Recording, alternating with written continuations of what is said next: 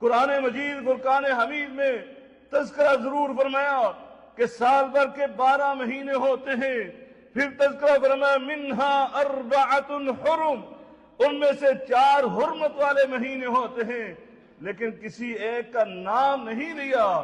نام لینے کی باری آئی تو اللہ نے سید الاشہر یعنی مہینوں کے سردار اس رمضان کا نام لیا، شہر رمضان۔ فرمایا قرآن میں صرف ایک مہینے کی بات ہوگی اور وہ مہینہ رمضان کا مہینہ ہوگا۔ اللہ اکبر۔ پھر اللہ رب العالمین نے سید الکتب یعنی تمام کتابوں کی سردار، تمام کتابوں کی مہیمن، وہ کتاب اس کا نزول کا جب اللہ تعالی نے وقت کا انتخاب فرمایا تو اسی مہینے کو منتخب فرمایا۔